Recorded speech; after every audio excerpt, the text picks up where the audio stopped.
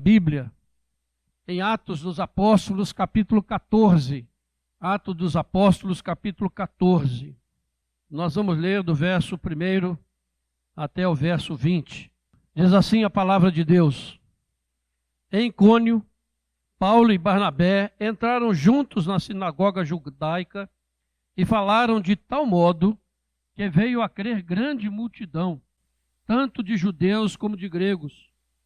Mas os judeus incrédulos incitaram e irritaram os ânimos dos gentios contra os irmãos.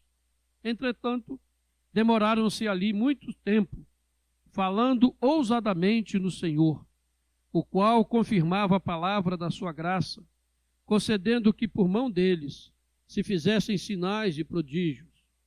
Mas dividiu-se o povo da cidade. Uns eram pelos judeus, outros pelos apóstolos. E como surgisse um tumulto dos gentios e judeus, associados com as suas autoridades, para os ultrajar e apedrejar, sabendo eles, fugiram para Listra e Derbe, cidades da Licaônia e circunvizinhança, onde anunciaram o evangelho. Em Listra, costumava estar assentado certo homem aleijado, paralítico desde o seu nascimento, o qual jamais pudera andar. Este homem ouviu falar Paulo, que fixando nele os olhos e vendo que possuía fé para ser curado, disse-lhe em alta voz: Apruma-te direito sobre os pés. Ele saltou e andava. Quando as multidões viram o que Paulo fizera, gritaram em língua licaônica, dizendo: Os deuses em forma de homens baixaram até nós.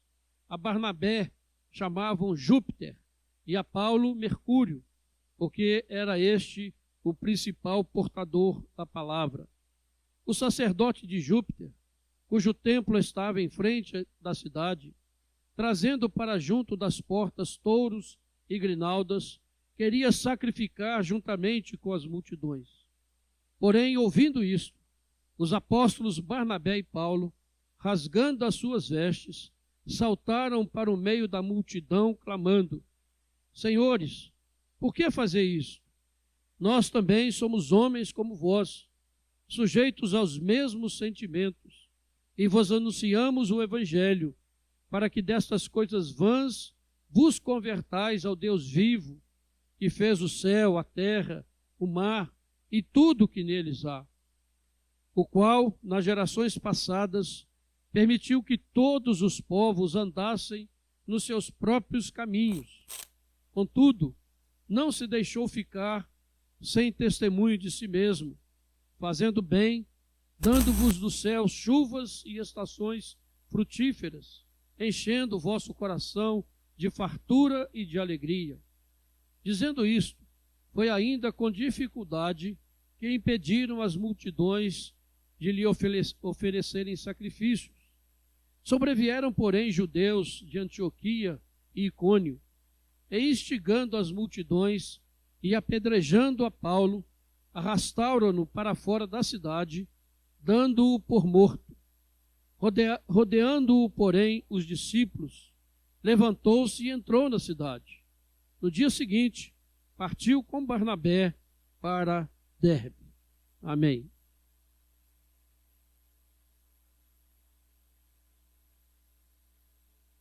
O que a igreja pode ou deve fazer nestes dias conturbados que nós estamos vivendo no nosso país e em todo o mundo?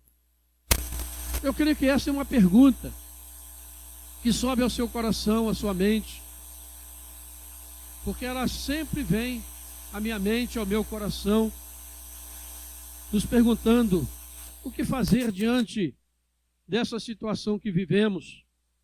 Ficamos incomodados com a violência que domina nosso país, com a corrupção em todos os níveis, não só dos políticos, mas em todos os níveis da sociedade brasileira. Nós ficamos incomodados com a imoralidade que permeia todos os relacionamentos no nosso país. Ficamos preocupados com as ameaças à nossa fé, com leis e projetos que tentam cercear a fé evangélica. E muitas vezes, ou na maioria das vezes, nós ficamos sem saber o que fazer. Como igreja, como povo de Deus, nós temos que entender algumas coisas. Primeiramente, que não é função da igreja mudar circunstâncias políticas ou sociais. Porque Romanos 14, 13, versículo 1 diz que não há autoridade que não venha de Deus e que as autoridades que existem foram por ele instituídas. Como bons reformados, como pessoas que creem na soberania de Deus, cremos que um Deus soberano governa as nações e coloca as autoridades que Ele quer, e visando sempre a bênção para o seu povo, visando sempre a manifestação da sua soberania, visando sempre a formação da sua igreja, o corpo de Cristo, a salvação dos seus eleitos. E ao mesmo tempo, nós sabemos que Satanás age com furor, com ira, lutando para destruir a igreja do Senhor, usando os seus agentes deste mundo, pessoas, governos e até mesmo os seus demônios, enfraquecendo a igreja e tornando a igreja sem poder. E nesse mundo caído, nós sabemos que os seres humanos lutam cada vez mais por poder, querem cada um ser mais poderoso do que o outro, dominar sobre o outro. Mas nós precisamos também entender que a história do mundo, ela gira em torno da igreja de Jesus Cristo. Ela não gira em torno dos grandes impérios, das grandes nações, das grandes potências mundiais. Não gira em torno do poder militar ou econômico. Aparentemente sim, mas na verdade não. Porque quando a igreja do Senhor, ela estiver pronta para ser apresentada a Deus como a noiva do Cordeiro, pelo seu noivo Jesus Cristo, a história acaba. As nações desaparecem. Todo o poder humano perde o seu sentido. E novos céus e nova terra serão estabelecidos. Nós não podemos esquecer desses detalhes quando nós olhamos para as circunstâncias em que nós vivemos. A igreja, acima de tudo, ela é chamada para proclamar o evangelho da graça de Deus, chamando as pessoas ao arrependimento e à fé, chamando as pessoas para honrarem a Deus e proclamar a sua soberania sobre toda a criação. É isso que o apóstolo Paulo diz aqui no versículo 15, quando ele diz: olhem, e vos anunciamos o evangelho, para que destas coisas vãs vos convertais ao Deus vivo, que fez o céu, a terra, o mar e tudo que neles há. Então, olhando para isso tudo, irmãos, nós podemos dizer, afirmar, que se nós queremos ver algo diferente acontecendo em nossa nação, isso tem que começar com a igreja do Senhor. Tem que começar na igreja do Senhor. Tem que começar no povo de Deus. E, acima de tudo, tem que começar com uma restauração do culto que nós prestamos a Deus. Isso é possível. Parece utopia. Como? Na igreja fazendo isso vai mudar as circunstâncias? Já aconteceu na história, irmãos. Leia a história da igreja e você vai ver por diversas vezes Deus agindo, mudando circunstâncias históricas, porque a sua igreja foi restaurada, porque o culto a Ele foi restaurado, e assim nações foram abençoadas. Pode acontecer no nosso país, que nunca experimentou isso, um mover especial de Deus, um avivamento. Muitas nações já experimentaram, o Brasil nunca. Precisamos buscar isso de Deus. É possível. Porque Jesus disse na sua palavra, em João 14,16, que ele iria enviar o seu Espírito. E o seu Espírito estaria para sempre na igreja. Depois em Mateus 28:20, quando ele dá a ordem para a igreja sair e evangelizar, ele disse que estaria todos os dias com a sua igreja. Promessas maravilhosas, até a consumação do século. Em Atos 1:8 ele disse que esse Espírito seria derramado sobre a igreja. Ele daria à igreja poder para testemunhar, para ser sua testemunha até os confins da terra. Que coisa extraordinária, irmãos, pensarmos nesse poder maravilhoso derramado sobre a igreja. Em Atos 2 nós vemos o cumprimento dessas promessas. No dia de Pentecoste, quando o Espírito Santo é derramado sobre a igreja para estar para sempre com ela. E a prova disso, irmãos, é que nós aqui hoje, nos confins da terra, 2000 anos depois, somos abençoados, fomos transformados na nossa vida pela ação do Espírito Santo de Deus. E Ele preservou a sua igreja até nos nossos dias. E por isso, irmãos, eu creio firmemente, e mais ainda nestes dias, Deus tem incomodado muito. E hoje pela manhã eu falei na pregação da manhã do seminarista Leonardo, e ele, por providência de Deus, ele falou também sobre a questão do culto, a restauração do culto. E eu vi que era a direção de Deus para falar sobre isso também. Eu creio firmemente. E a primeira coisa que precisa acontecer na igreja do Senhor, para que haja mudanças de vidas, nas famílias, na sociedade, é que o verdadeiro culto a Deus seja restaurado em nossas igrejas. A verdadeira essência do culto reformado.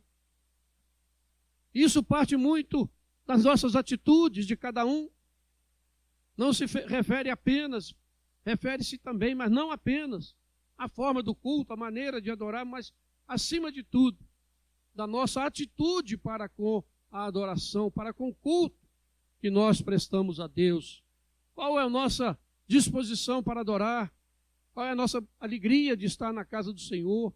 Qual é a nossa disposição para honrar a Deus como verdadeiramente Ele merece ser honrado? E nós temos o exemplo da reforma. Eu já falei aqui que é possível, e a reforma nos mostra isso. E quando o culto da igreja foi restaurado, aquilo se espalhou pelas nações, dando origem ao mundo que nós conhecemos hoje, mudando totalmente as circunstâncias, porque a igreja entendeu que era verdadeiramente adorar a Deus. E a triste verdade, irmãos, é que o povo brasileiro, ele não conhece a verdadeira adoração ao Deus Criador. Desde o nosso início, o povo foi ensinado a prestar cultos a santos, prestar culto a Maria, prestar culto a imagens de esculturas. Isso perdura até os nossos dias. Depois da história do Brasil vieram as religiões de origem africana, com as suas invocações de entidades espirituais. Depois veio o Espiritismo, com a sua invocação dos mortos. E quando a igreja protestante chega nesse país, ela teve que enfrentar tudo isso, toda essa cultura arraigada há 200, 300 anos.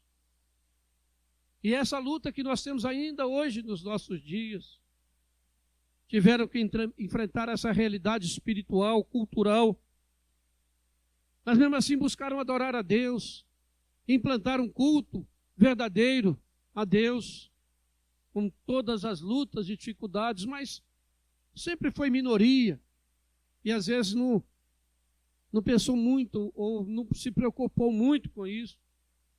e com o advento do pentecostalismo, do neopentecostalismo, mais recentemente, o culto a Deus, segundo os parâmetros bíblicos, foi deturpado em muitos aspectos, com o objetivo de atrair grandes multidões para o seu lado.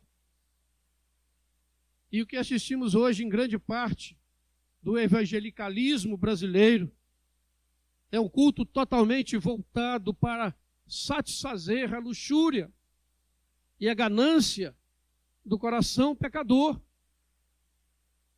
É isso que nós estamos assistindo. Templos cheios de pessoas que buscam soluções para os seus problemas pessoais, para os seus problemas financeiros, para os seus problemas familiares, amorosos, mas não buscam solução para o seu problema maior, que é o pecado, que o separa de Deus e fatalmente vai conduzi-los à morte eterna. E não há preocupação com isso, mas apenas com aqui e com agora. Por isso, irmãos, se nós queremos ver algo de novo acontecendo, Deus movendo na nossa vida, na nossa casa, na nossa cidade, na nossa nação, nós precisamos mudar a forma, ou aprimorar a forma como nós adoramos e prestamos culto a Deus. Nesse texto que nós lemos, nós vemos Paulo e Barnabé enviados pela igreja de Antioquia para fazer uma viagem missionária naquela região que onde hoje é a Turquia. E eles ali começam em Icônio, primeiro, né, na cidade onde eles estavam, de Antioquia, depois Icônio, onde nós lemos agora, e depois vai para Listra, Derbe, e eles ali vão fazendo uma coisa, que é a essência do culto reformado, a pregação da palavra do Evangelho. Eles foram ali pregando aquele Evangelho, manifestando o poder do reino de Deus. E dentro de pouco tempo, muito tempo para nós, mas pouco tempo diante da história, eles conseguiram chegar até os confins do Império Romano, que dominava aquela região com grande autoridade. E quando eles chegaram em Listra, primeiro em Icônio, vejam aí no versículo 1, diz que eles falaram de tal modo que tanto judeus como gregos se converteram. Depois no versículo 3 fala que eles falando ousadamente no Senhor. Depois no capítulo, no texto em Listra, aliás, no versículo 7 ainda diz que onde anunciaram o Evangelho. Em Listra, Paulo pregou e depois curou um paralítico que nunca havia andado. Isso causou uma comoção muito grande, ao ponto de quererem adorar aos dois. Mas a idolatria e a ignorância, né, daquele povo pensou que eles eram deuses. E logo arrumaram para fazer um sacrifício para eles. Queriam adorá-los como deuses. Mas Paulo e Barnabé reagiram fortemente contra aquilo. Que coisa terrível, né, que continua acontecendo. E eu fico pensando, irmãos, qual seria a reação dos apóstolos modernos diante de uma situação dessa. Eu fico imaginando que muitos aceitariam essa honraria, porque seria prova da aprovação de Deus sobre o ministério deles. Não veriam nada de errado, porque estavam no centro de tudo.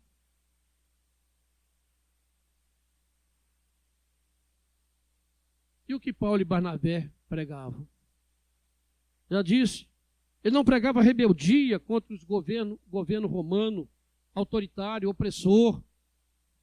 Ele não pregava a teologia da prosperidade, prometendo bênção para aquelas pessoas. Eles não pregavam algo que iria agradar seus ouvintes, para trazê-los para o seu lado, para aquele movimento que naquele instante precisava de muita gente para crescer, para se desenvolver.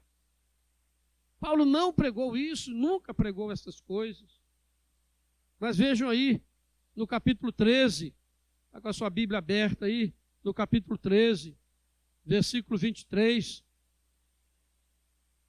diz que, Paulo falando aqui da descendência de Davi, conforme a promessa, trouxe Deus a Israel o Salvador, que é Jesus, e isso era algo extremamente confrontador naquela sociedade. Depois no verso 29, ele diz, depois de cumprirem tudo o que a respeito dele estava escrito, tirando-o do madeiro, puseram-no em um túmulo, mas Deus o ressuscitou dentre os mortos, e foi visto muitos dias pelos que com ele subiram da Galiléia para Jerusalém, os quais são agora as suas testemunhas perante o povo. Nós vos anunciamos o evangelho da promessa feita aos nossos pais. Vejam a essência daquilo que eles estavam pregando. Versículo 38. Tomai, pois, irmãos, conhecimento de que se vos anuncia remissão de pecados por intermédio deste Jesus, e por meio dele todo aquele que crê é justificado de todas as coisas das quais vós não pudestes ser justificados pela lei de Moisés. E aqui no capítulo 14 nós já lemos o versículo 15, onde mostra o que Paulo e a igreja primitiva fizeram para que aquelas circunstâncias que eles viviam fossem mudadas, para que o seu mundo fosse mudado, o que os reformadores fizeram, para que o mundo fosse mudado, anunciavam o evangelho de Jesus Cristo. E qual foi o resultado? Salvação e júbilo. Vejam aí no capítulo 13, versículo 48.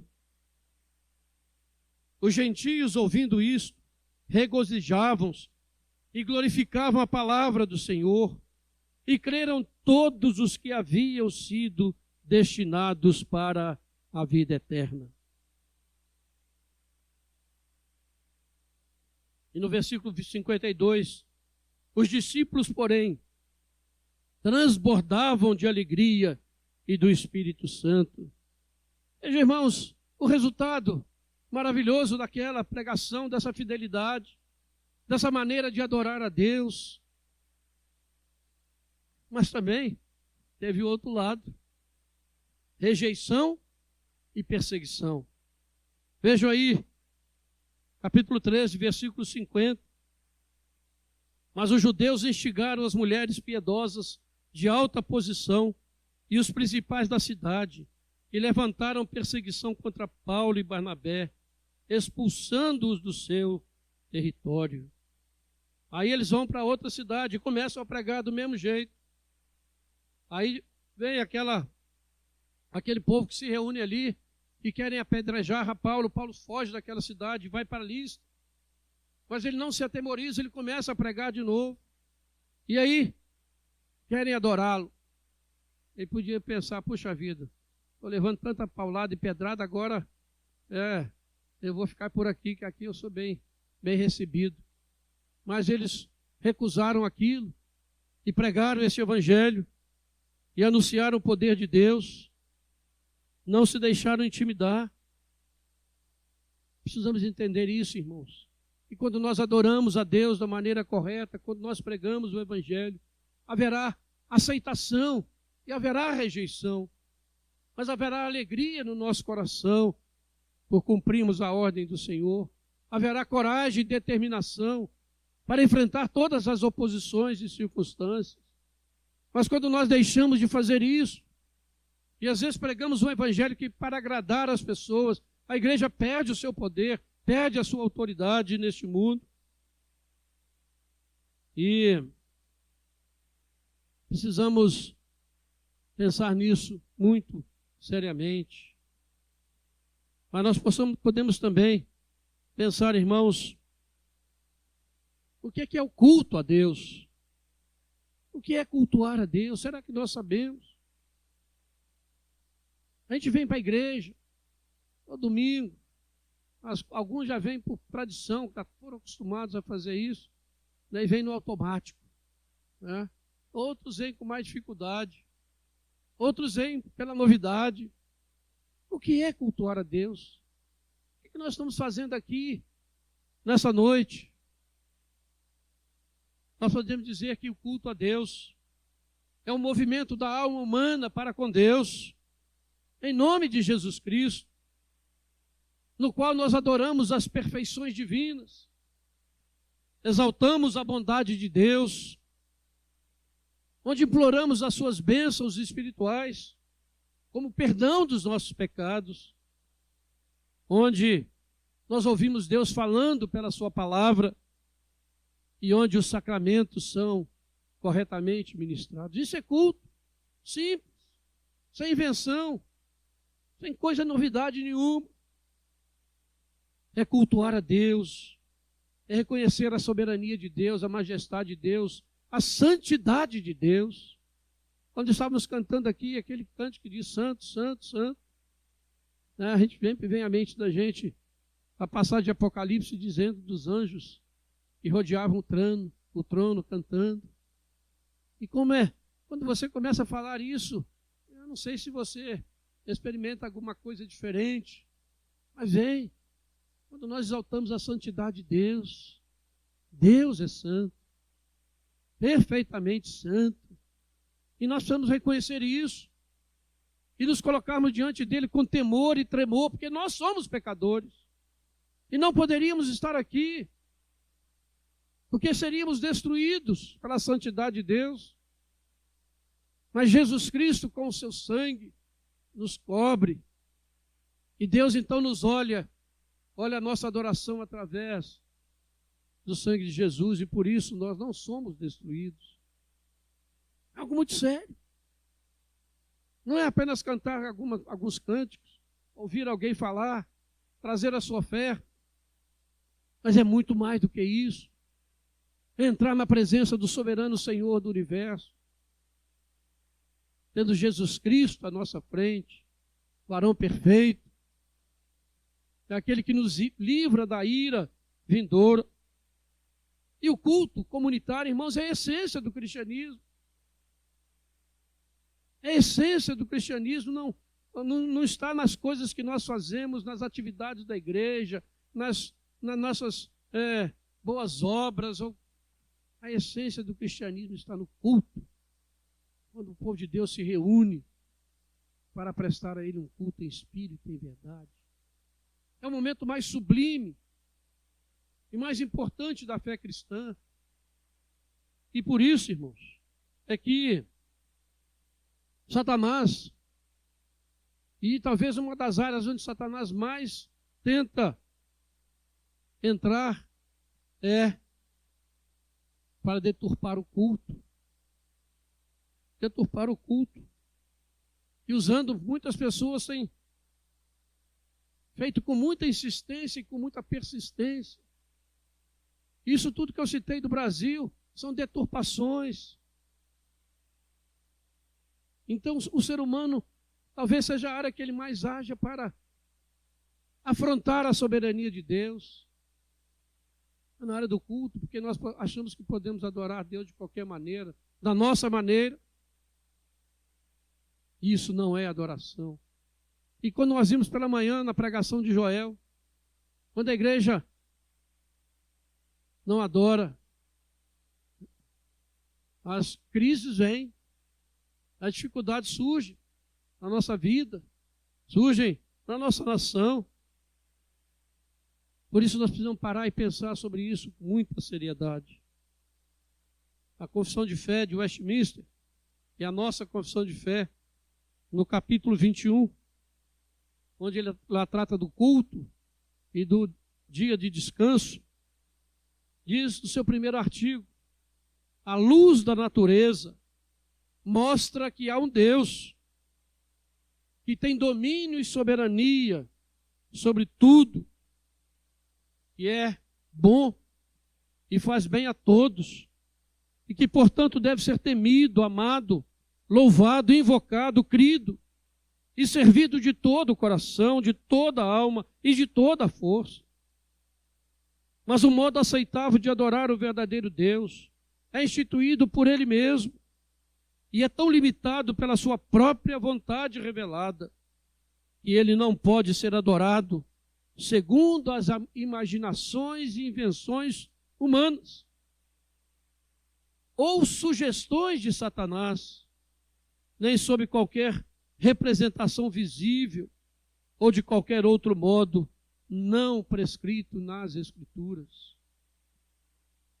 Quando Paulo diz para aquele povo, no versículo 16, no capítulo 14, ele diz, olha, que Deus, nas gerações passadas, permitiu que todos os povos andassem nos seus próprios caminhos, contudo não deixou ficar sem testemunho de si mesmo, fazendo bem, dando-vos do céu chuvas e estações frutíferas, enchendo o vosso coração de fartura e de alegria. Os céus proclamam a glória de Deus. Aquilo que de Deus se pode conhecer claramente se manifesta através das coisas que foram criadas. Romanos 1:20. E por isso os homens são indesculpáveis quando deixam de prestar culto a Deus da maneira que Deus prescreve, quando coloca qualquer outro objeto do seu culto, seja homem, seja animal, seja qualquer outro objeto, seja ele mesmo, ele está completamente fora de uma adoração verdadeira. E precisamos, irmãos, restaurar como uma igreja que se preocupa com isso, uma igreja que tem princípios bíblicos. Nós precisamos pensar nisso, e Deus tem falado muito comigo nesse sentido. Essa preocupação com a maneira como nós temos adorado. Nós podemos influir na política, sim, com os nossos votos, as nossas posições. Cada um pode ter a sua posição, mas o que podemos fazer para mudar circunstâncias? O que a igreja pode fazer? Se envolver com política? Se tornar um partido político? Não é por aí. A igreja precisa ser fiel a Deus. E ela começa sendo fiel a Deus quando ela adora a Deus de maneira correta. Quando ela presta um culto em espírito e em verdade. Quando ela realmente entra no Santo dos Santos e experimenta a graça, a misericórdia, o amor e o poder do seu Deus. E isso se espalha. Porque através de nós e através do mover do Espírito, precisamos ter seriedade quando prestamos culto a Deus. Porque na maioria das vezes nós negligenciamos, não damos a devida atenção. Pensamos que podemos fazer isso de qualquer maneira e da nossa maneira.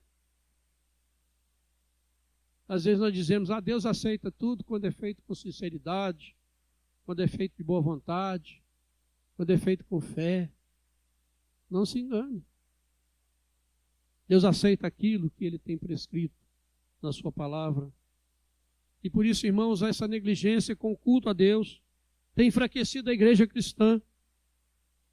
Tem se tornado uma igreja sem forma, uma igreja sem influência, uma igreja que não muda nem a vida dos seus próprios membros, que continua negligentes, que continuam tratando o culto de qualquer maneira. Chegam para adorar de qualquer maneira, adoram de qualquer maneira e vão embora de qualquer maneira e nada muda. E por isso, o apóstolo Paulo diz que há na igreja muitos membros fracos e doentes, e não poucos os que dormem o sono da morte espiritual. Lá em 1 Coríntios 11:30, que nós lemos em todas as ceias do Senhor. Paulo está falando aquilo, dos efeitos de uma falsa adoração, dos efeitos de se participar dos sacramentos de maneira incorreta. Muitos fracos e doentes dentro da igreja. A gente corre para Deus, para que Deus possa solucionar o nosso problema, para que Deus possa dar uma solução mágica. Mas nós nos esquecemos que a nossa adoração a Deus continua sendo uma adoração que não agrada a Ele. Queremos ser fortes, vamos fazer isso. Nestes dias finais, irmãos, que vivemos, eu creio que Deus está agindo nesse mundo por meio do seu Espírito, está agindo na igreja para restaurar os valores bíblicos, doutrinários e o culto da igreja. E eu digo isso com muito temor e tremor. Eu creio que Deus está nos dando esse privilégio, essa oportunidade, está levantando a nossa igreja para fazer isso, para ser instrumento dele. Não que seja melhor do que qualquer outro, Deus está fazendo isso em outros lugares. Mas se nós não respondemos a ele, o que vai ser? É uma oportunidade, é um chamado de Deus, para que entendamos isso e para sermos instrumentos dele, para abençoar vidas, como o apóstolo Paulo e Barnabé saíram por aquelas cidades, abençoando vidas, formando igrejas. Deus está nos dando esse privilégio, essa oportunidade. Por isso Ele está nos falando nessa noite. Por isso Ele nos falou pela manhã. Por isso Ele vai continuar falando conosco, para que a gente acorde e desperte. E digamos: Senhor, eis-me aqui, usa-me a mim, faz de mim um instrumento nas tuas mãos, de adoração verdadeira. Muitas vezes ficamos desanimados, desmotivados, sem ânimo para continuar na nossa vida cristã, porque a nossa vida cristã muitas vezes está árida, vazia, sem propósito. Mas o Espírito de Deus que habita na igreja, habita em mim, habita em você, Ele vem e nos move, Ele vem e toca no nosso coração, Ele vem e faz de nós pessoas renovadas e restauradas para sermos instrumentos dele. Que Deus possa fazer isso na vida da nossa igreja. Que Deus possa fazer isso, irmãos, na sua vida, na minha vida, na vida de cada um de nós, para que vejamos de fato. Você vê aqui que Paulo e Barnabé, eles pregavam a palavra. E Deus, em honra àquela palavra, operava. Não eram eles que operavam. Milagres e sinais eram Deus. Em resposta à pregação da palavra, em resposta a uma adoração correta, em resposta a um povo que teme e treme diante do seu Senhor soberano. Que nós possamos, irmãos, nessa noite, nos colocarmos diante do Senhor com humildade, pedindo perdão pela maneira, muitas vezes, como temos adorado. Pedindo perdão pela maneira como, muitas vezes, nós chegamos a um culto. Pela maneira como nós nos comportamos dentro de um culto. Pedir perdão pela maneira como nós saímos de um culto. E pedir perdão porque, muitas vezes, nós não temos experimentado aquilo que Deus promete na sua palavra. Vamos voltar a dizer, como salmista: alegrei-me, como me disseram. Vamos à casa do Senhor. Que alegria poder ir à casa do Senhor e adorá-lo. Estar com os irmãos, entrar no Santo dos Santos. Livre acesso a Deus. Que a gente não seja negligente a respeito disso, irmãos. E que Deus nos perdoe nas vezes em que assim temos agido. Que Deus tenha misericórdia de nós e nos restaure, e restaure a sua igreja nestes dias de tantas lutas e dificuldades. Que a gente não fique desanimado e nem fique preocupado que a gente tem que fazer isso, aquilo, e ali, e lá fazer. Vamos ao templo adorar a Deus. E o Espírito de Deus vai operar e vai agir com toda certeza. A gente creia nisso.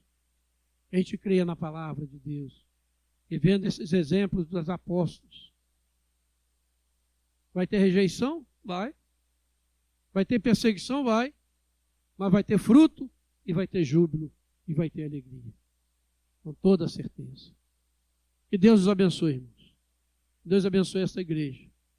para que continuemos caminhando na presença dele para a glória do seu nome. Amém. Vamos orar?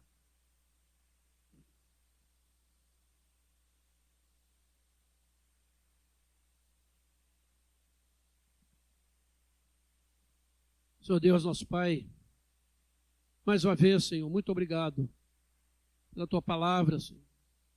Obrigado porque essa palavra é viva e poderosa, Pai, apesar de nós, pecadores, o Senhor fala conosco através dela, Pai. E que essa palavra possa prosperar na vida dessa igreja, conforme o Senhor mesmo já tem determinado, para a Tua honra e para a Tua glória, Pai. Ó Deus, que nós sejamos um povo adorador, sejamos um povo, Pai, que busca a Tua presença e Te adora com alegria, com júbilo, com gratidão, em espírito e em verdade. Ó Deus, e assim o Senhor possa nos abençoar. Abençoar, ó Pai, a nossa cidade, as nossas famílias, a nossa nação e até onde o Senhor nos enviar, ó Pai. Ó Deus, em nome do Senhor Jesus, tem misericórdia de nós e nos perdoe, Pai, pela maneira muitas vezes negligente com que temos prestado culto a Ti. Mas, ó Deus, que haja em nós temor e tremor de entrarmos na Tua presença, Senhor. Ó Deus, que tenhamos uma verdadeira adoração em nosso coração. Que as nossas atitudes no dia a dia possam refletir que nós, de fato, no culto, estivemos diante da Tua presença. Que as pessoas que convivem conosco possam ver isso, Pai, no nosso dia a dia, no nosso trabalho da semana, nas atividades, possam saber essa pessoa esteve na presença do Deus Todo-Poderoso. Que assim seja conosco, Pai. E assim a Tua palavra cresça e prevaleça e alcance aqueles que o Senhor mesmo já tem separado na Tua soberania. Nós oramos com gratidão em nome de Jesus. Amém.